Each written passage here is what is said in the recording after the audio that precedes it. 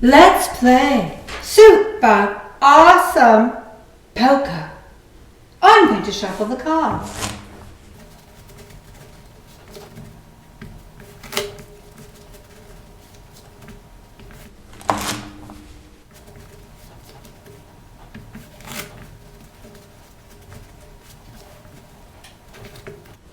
This is no limit.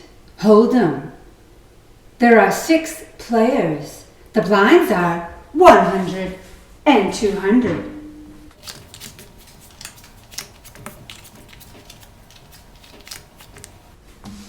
The action begins here, with this player sitting next to the big blind. Let's see what he has. Wow! 10s!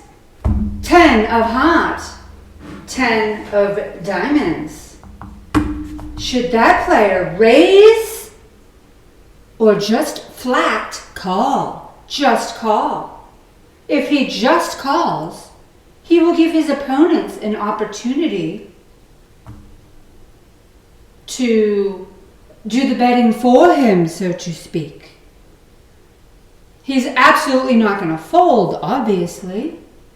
It's either call or raise. If he raises now in early position for us to act, 2 things could happen. He could send the message that he has a really powerful hand, and a lot of the players may fold, his opponents may fold. Or he would set him up to be exploited by somebody that may have pocket aces, pocket kings, pocket queens, etc. What should he do? What type of player is he? The player in seat 5 is weak and meek. He's kind of uncertain about things. He's not aggressive, he's not passive. He's kind of uncertain about things. So he's going to go ahead and call and not raise. This time, you call the 200. Let's see what the next player does. Queen. 6, queen of hearts. 6 of clubs. This player will fold that hand. Doesn't like it. Let's see what the next player does. 3s. Now, here's the situation. This player is going to raise. He has a pair. He's going to raise with his 3s, which is very good for this player because by him just calling, he set up the situation where his opponents would do the betting for him.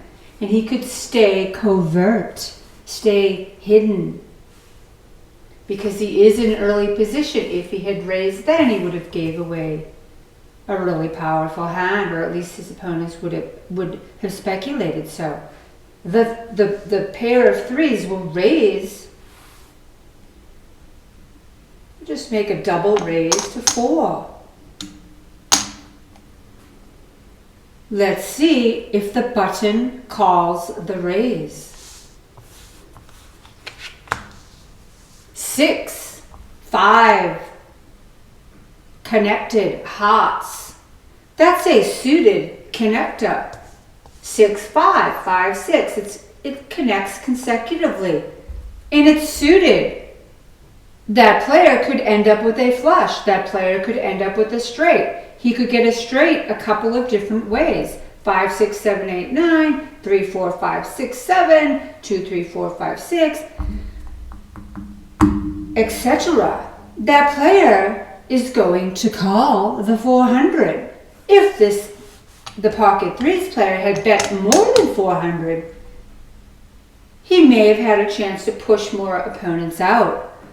This player calls the 400. He likes suited connectors. What does the small blind have? This player is a pro, a poker pro, with king of heart, queen of spades.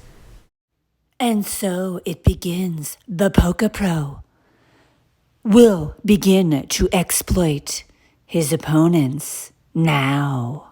He will call. He's already committed with 100. He will put an additional 300 into the pot to call. He's in. Let's see what the big blind has. The big blind is a maniac player. Very unpredictable, does crazy things, bets with nothing, raises with no chance of winning. The maniac is very unnerving. Just all over the place. Let's see what the maniac has. 5 of clubs, 4 of spade. It's connected, but not suited. The maniac is going to call. He's going to call for 2 more hundred. He has 2 in. There's a raise. He's going to call the raise. Why? He just wants to play. He's a maniac. Let's see what the pocket tens do. He could re-raise, but again, that'll give away his hand. He'll just call because his opponent over here had done the betting for him. He'll call the 2.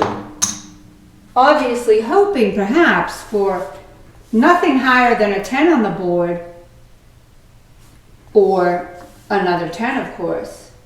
Right? Why does he not want anything higher than a 10 to come out? Well, because somebody could get jacks, queens, kings, aces, which would beat his 10s. If the board stays low, he'll be happy. All right, let's put all the chips into the pot. And now we burn and turn with 1, 2, 3, 4, 5 players. We burn and turn the flop. Let's see. Ace and a king and 9. The pro is first to act. He has kings, right? He's got a king in his hand, a king on the board, but there's an ace on the board. What should the pro do? The pro is fearless. He's not afraid of that ace. He's going to bet, sending the message that he might have the ace to all of his opponents. He's first to act. His king might be good enough. The chances of players having another ace are, well, the pro knows what the chances are. And he's decided to bet with his kings with the queen kicker. He'll bet $500.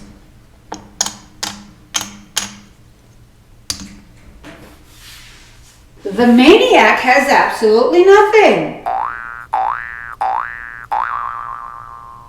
Well, I think he has to go make a telephone call. So he'll go ahead and fold. Otherwise, he might have played or raised. You never know with the maniac. Pocket tens. Should he call? Well, if you look at the board, ace, king, queen, jack, 10. I mean, it's possible for him to get a straight. Could happen. Could still get another 10.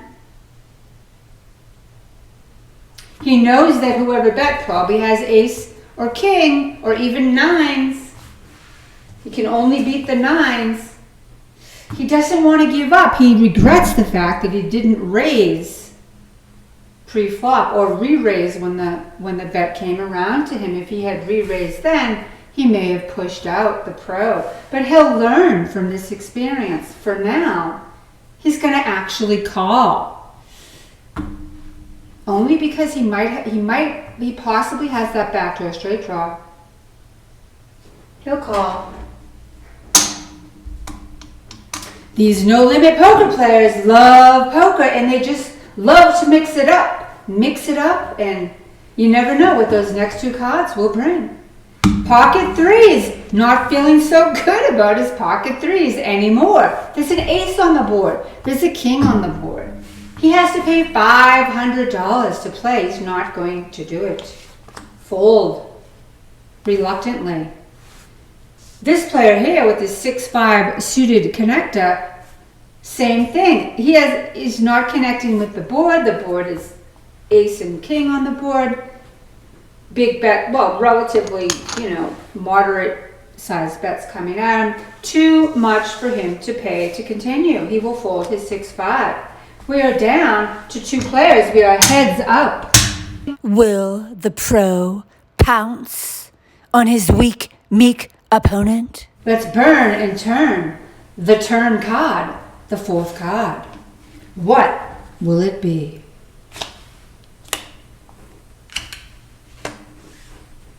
Of no consequence, basically. 4 of diamonds is meaningless for both players. It doesn't improve or change anything. The pro will bet again. The pro knows what to do beforehand. If he bets now, he's thinking his opponent might fold. The pro is executing his strike upon his opponent. If he bets a low bet, his opponent might call. If his opponent calls, what is his opponent doing? Chasing, right? He's chasing. So the pro is extraordinarily intuitive. And he's thinking to himself, my opponent is probably chasing. He's probably chasing a hand. Probably has something. But now he's chasing. He has no more opportunity to make a straight. The only hope for him is a 10. So there's not too many bets that he would call. The pro would bet though again, because if he doesn't, then his opponent has a free card. And he doesn't want his opponent to get a free card. He's first to act. He'll bet again. He'll bet 800 this time, knowing that his opponent will probably fold, and that's what he'll do. He'll fold reluctantly, and that's the hand.